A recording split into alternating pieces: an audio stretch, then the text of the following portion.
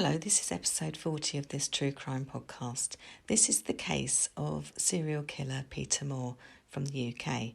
Peter Moore murdered 4 men in a few months towards the end of 1995. It is probably a lesser known case from the UK, but he really was a very evil individual. Peter Moore murdered 4 men between September 1995 and December 1995. He only stopped because he was caught. Once apprehended, Peter Moore not only provided evidence by way of confessing to the murders eventually, but also adding more details.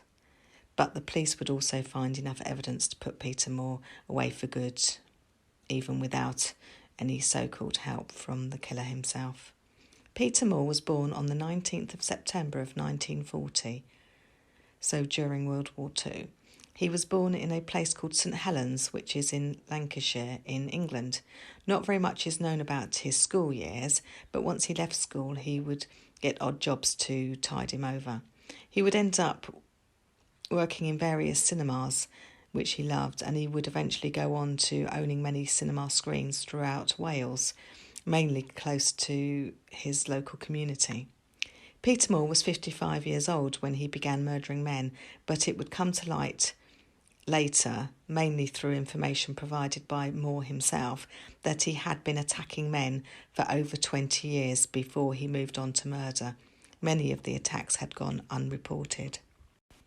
All of his murders took place in Wales, where the Moore family had moved to from England when Peter was a child.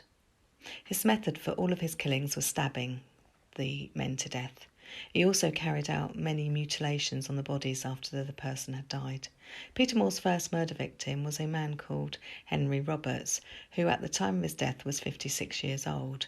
And the pair knew each other, but only slightly, it's believed.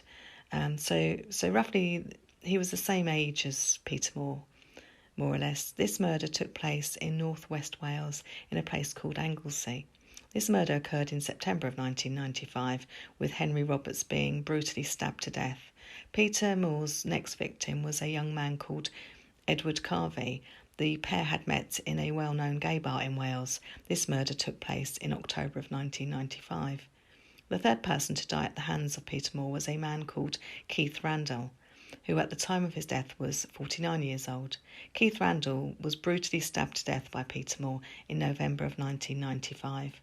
This murder also took place in Anglesey in Wales. Peter Moore's final victim was a man called Anthony Davies. Anthony was stabbed to death on a beach in Wales.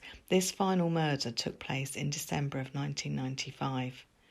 Observations that were made about the murders were that all of the men had been attacked at night. All of the bodies had been left in fairly isolated places. It was also noted that all of the victims were either undressed or at least partially undressed, which also helped to establish a sexually motivated reason for the murders. Peter Moore became a suspect in the 4 murders due to DNA evidence left at his final victim's murder scene. His blood had been discovered at the scene of Anthony Davies' murder. Once the police arrested Peter Moore, they knew that they had the right man, and more evidence came to light once they began a search of his home. Peter Moore would eventually go on to make a full confession to his solicitor as well as the police, although he did actually claim initially that a man called Jason carried out the murders and not him. The evidence that the police found at Peter Moore's house was a knife with enough traces of blood to link it to several of the men that had been murdered. The knife had been found in a bag that Peter Moore regularly used. Inside a cupboard they found a truncheon as well as a police uniform. He was duly charged with 4 counts of murder. He remained on remand in prison until his trial. Peter Moore stood trial for the murders of Henry Roberts, Edward Carvey, Keith Randalls and Anthony Davies. The trial was held at Mould Crown Court in November of 1996. He was represented by Dylan Rees-Jones, a local solicitor. Dylan Rees-Jones had actually had dealings with the family before in dealing with wills and things like that, but now he'd actually been appointed to represent his client in a murder trial. That's a huge step up. Lots of evidence was presented to the jury, and unsurprisingly, Peter Moore was found guilty on all 4 counts of murder. The judge sentenced him to life without the possibility of being released. Peter Moore is currently serving his sentence at Wakefield Prison in England. He has been there for many years. Peter Moore is considered by many to be Wales's worst serial killer.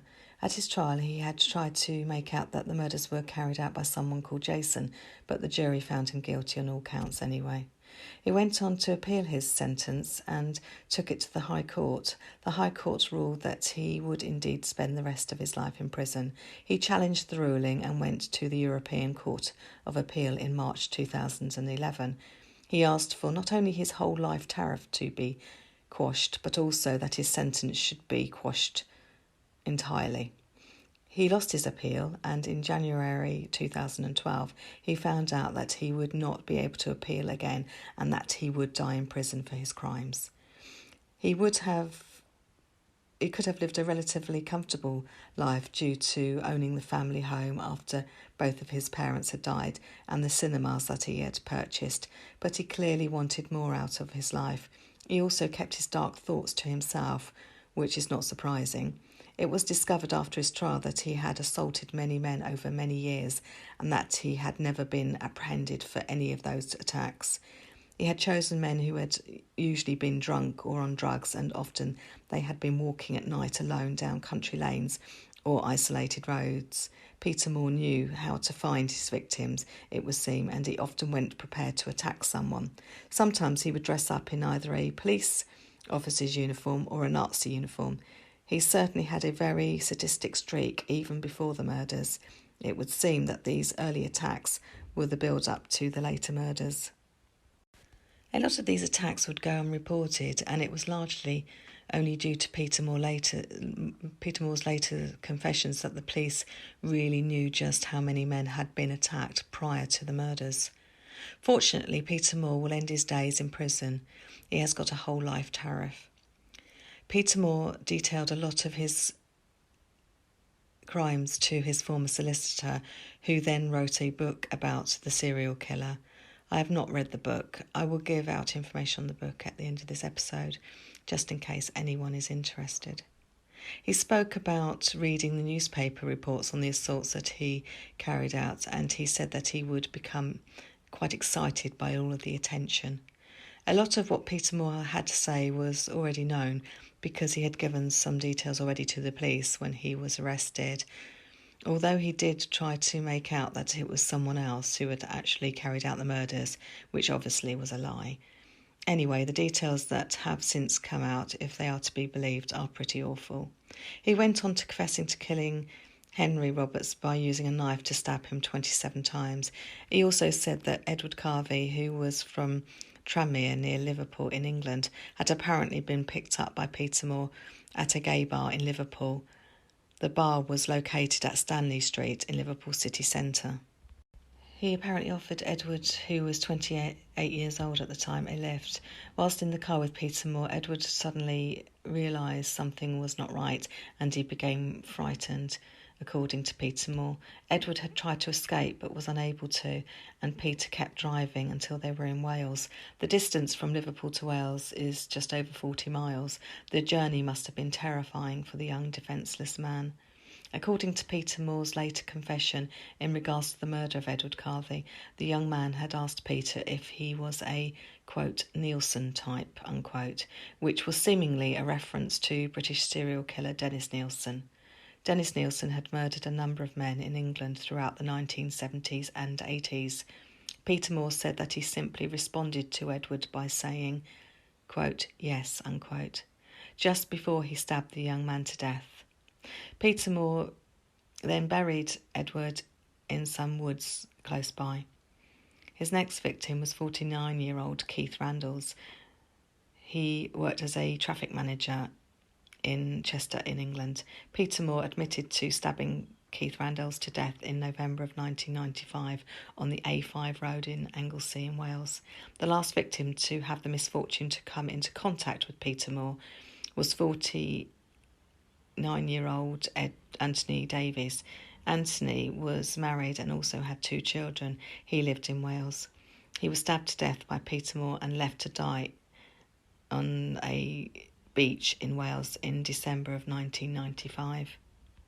The serial killer clearly had no regard at all for anyone other than himself, and the murders that he carried out were all extremely brutal.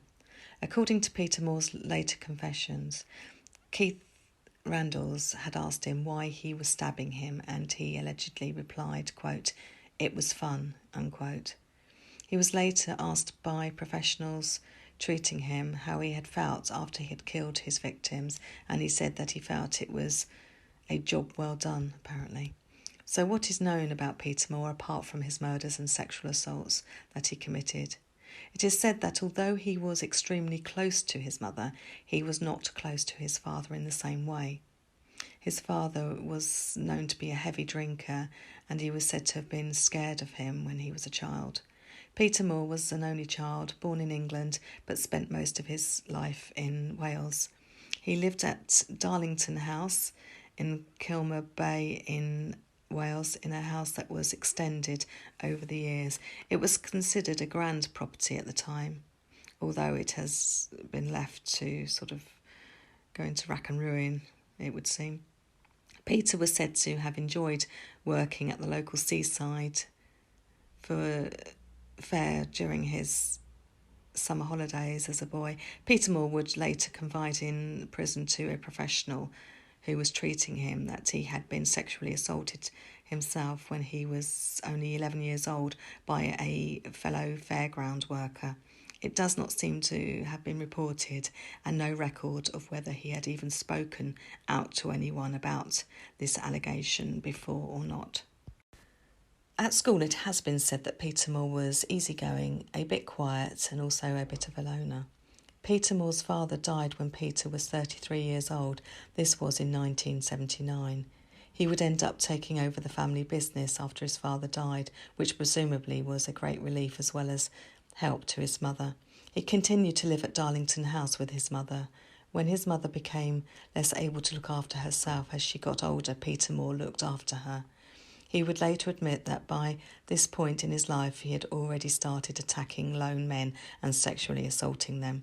He would go on into detail many of these vicious attacks in his later manuscript, so-called manuscript anyway.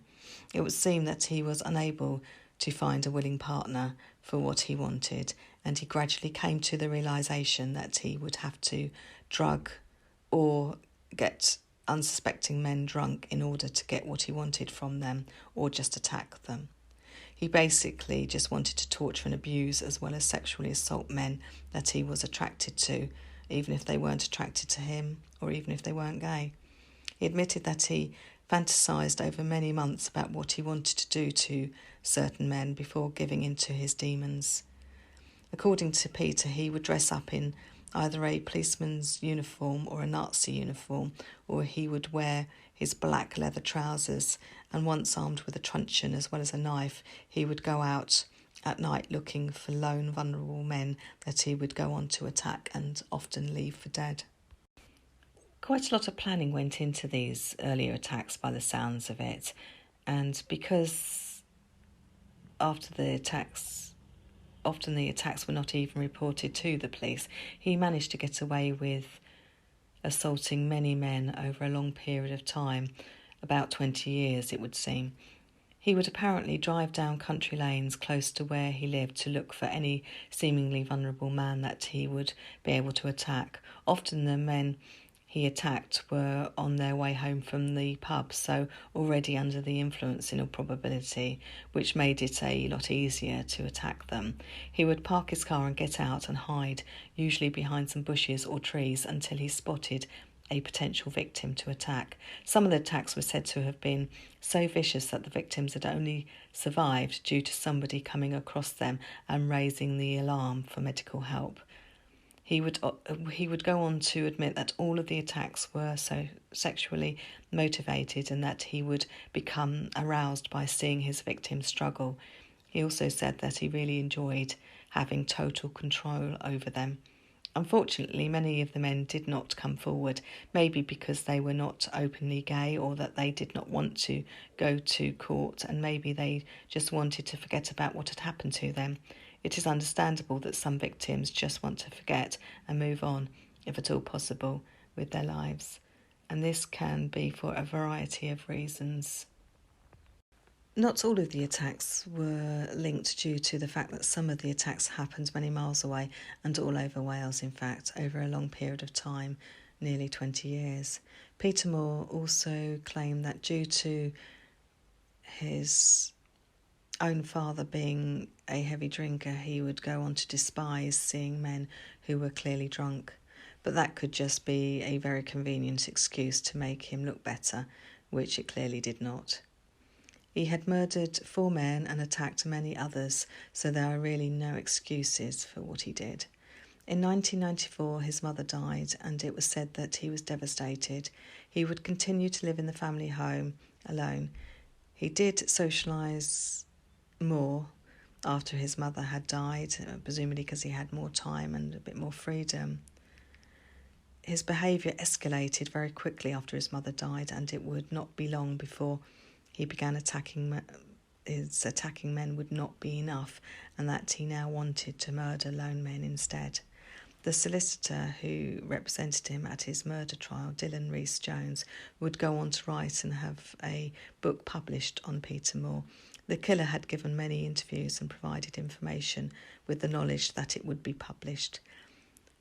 This is where a lot more detail came out in regards to the 4 murders and the many often unreported attacks that Peter Moore had claimed he had carried out over the 20 years. The book is called The Man in Black, Peter Moore, Wales's Worst Serial Killer, and it's by Dylan Rees-Jones. And obviously Peter Moore was unable to benefit from any financial rewards from the book or any privileges. He wouldn't be able to make any money from it. He had been dubbed the Man in Black due to the often dark clothing that he would wear whilst committing his many crimes on unsuspecting men. Dylan Rees-Jones would also go on to describe Peter Moore as the most manipulative person that he had ever come in contact with. It is alleged that he would change his story with the police during interviews like a cat playing with a mouse. It also transpired that the killer would enjoy reading about his crimes in the papers and that he would become excited by all of the attention given to him. Peter Moore had a real passion for films, in particular old films and especially older type horror movies, not so well-known films he was particularly interested in, so-called B-rated horror movies, and he would often show them at his cinemas. He was known to be well-spoken and articulate, and he would often come across really well to other people who didn't really know him. He became a minor celebrity before being locked up as a serial killer. He was featured on the local news at one point, talking about his love for films and how much he enjoyed running his cinemas. In the interview, he stated that he liked the so-called glitz and the glam of cinema. All of his cinema screens were in Wales, with one of them being on the Wales-England border. He had a lot of plans for his cinemas, apparently, including getting more money together in order to make some improvements, which they all apparently needed at the time. He would make a few improvements himself and sort of make any good of the paintwork and replace some of the furniture and any areas that he could do himself. But by all accounts, more work was actually needed to sort of update them. It is now known that just a few days after he had appeared on the local TV in Wales, he killed for the very first time. No one knows just how long he fantasised about killing, but at some point it is believed that just attacking men was not enough to satisfy him anymore. He needed to kill as well. A lot of killers are believed to have started off by attacking people before moving on to killing. Luckily, Peter Moore ended up making enough mistakes that he was caught after he had killed 4 men in 16 weeks. The police also found plenty of evidence that linked him to the murders, including the knives used and the killer's blood. Peter Moore's parents, although probably they suspected that he was gay, may not have really known until it became more apparent. Until 1967 in the UK, it was illegal for two men to engage in sexual activity, and it was punishable with a prison sentence at times. Also, back then, it would have undoubtedly brought a lot of shame onto the Moore family had it been common knowledge that their son was homosexual. Even with the change of law in 1967, where an act was brought in called the Sexual Offences Act 1967, the age of consent for homosexuals was 21 instead of 16, which was in place for heterosexuals. It would take decades when finally, in the year 2000, the age of consent was changed so that it would be 16 would be the age for everyone with no exceptions, which is only right in my opinion. It was known that Peter Moore would often target men down dark country lanes or in pubs when they had probably had too much to drink. With more improvements in all sorts of technology being brought in all the time, it would in all probability be a lot harder for someone to carry out this type of crime, but not impossible. But with more CCTV cameras around and mobile phones now being used, there are more ways of identifying people than ever before.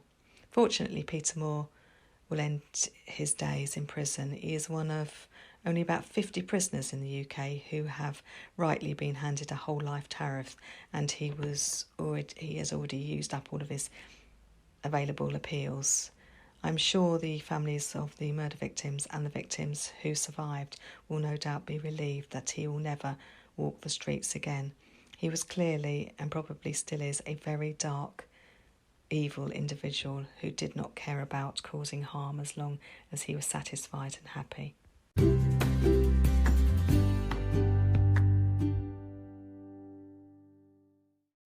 Thank you very much for listening, and credits for this episode go to a documentary on Crime and Investigation channel, which I actually found on YouTube, and it is called Evil Up Close and Peter Moore.